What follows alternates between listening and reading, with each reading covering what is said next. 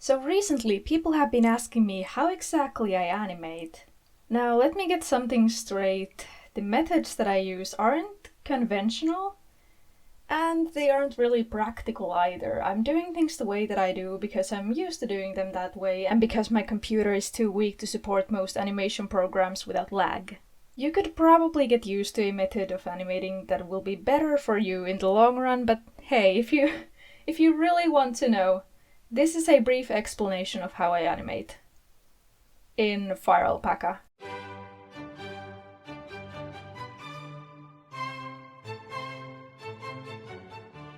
First of all, here's everything you need. A computer, self-explanatory.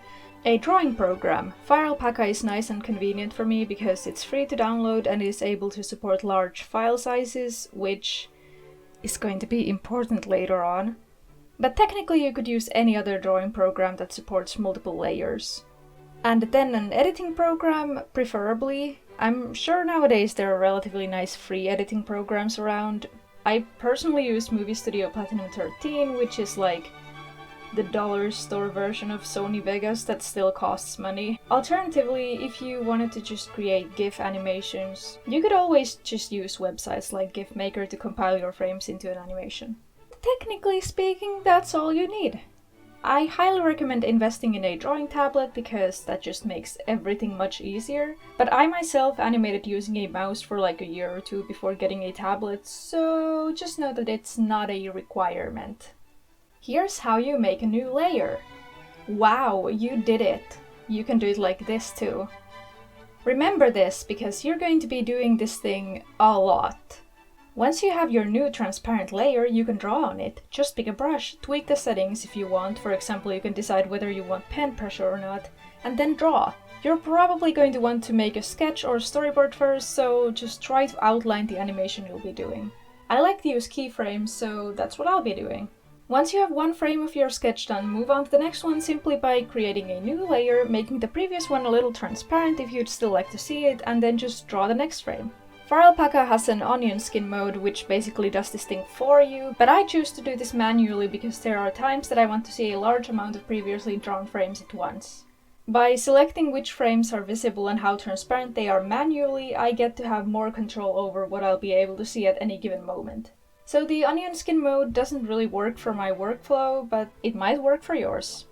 Now you have made some progress here. Let's say that you want to preview your animation. FireAlpaca has a mode for this as well, but really doesn't work for me, so what I prefer to do is to at this point export the frames into my editing program. Now before doing anything, what you want to do is create a new folder for your animation to go into.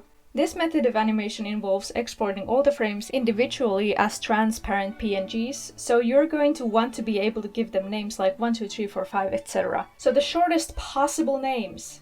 And for you to be able to do that with every animation, you need to have the frames of each animation you make in a separate folder.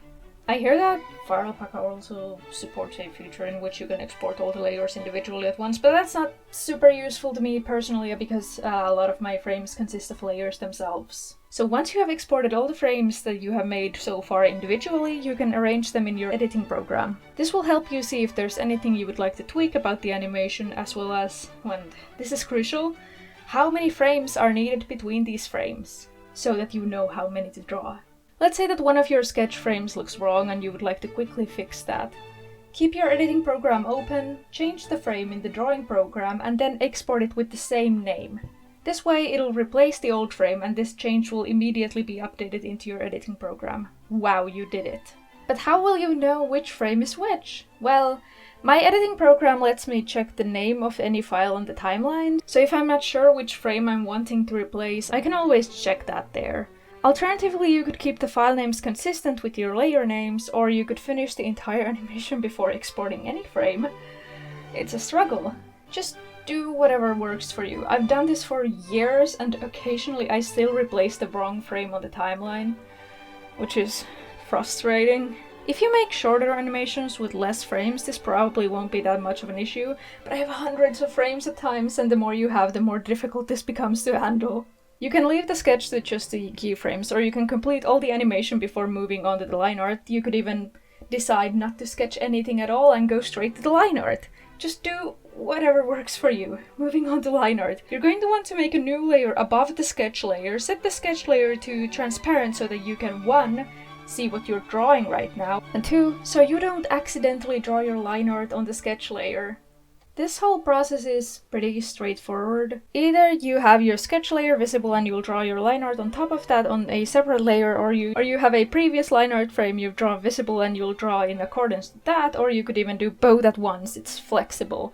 Another thing you can do if you have trouble with consistency is that you can duplicate the previous frame, make it transparent, move it to where your new frame needs to be, and then just use it as a guide, or if it's possible, trace it. That's how I made this little animation here. Point is, there are a lot of things you can do during the line art phase, and I'm not going to cover all of it.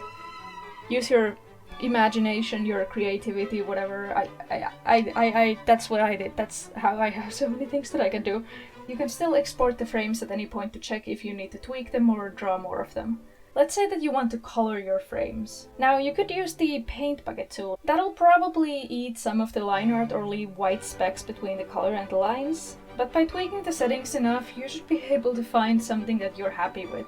But let's say that you haven't lined all of the different things you need to color. I sometimes see people just drawing the lines separating the colors right here on the line art layer. The problem is that if your colorful lines cross over the lines in your line art, that's going to look really messy. Here are 2 things you can do instead. You could create a new layer and draw the lines separating the different colored areas here, then return to your line art layer, take the paint bucket tool and set it to canvas mode. Now you can fill in the areas you outlined on the different layer, hide the layer, and then just fill in the rest. But I prefer making a new layer underneath the line art layer, selecting the area outside of the line art, inverting its selection, filling the new selection with the paint bucket tool, deselecting everything, ticking the protect alpha option, and now I can draw below the line art.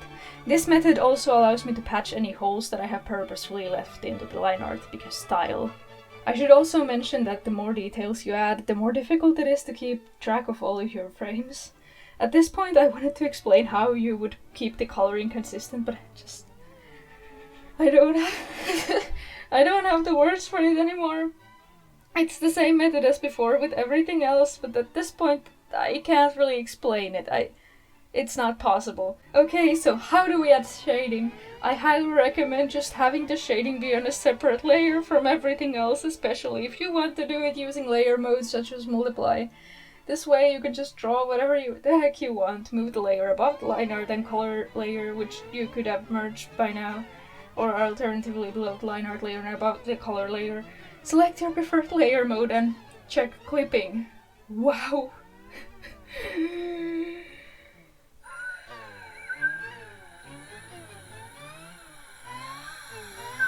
Wowzers! Your animation is done!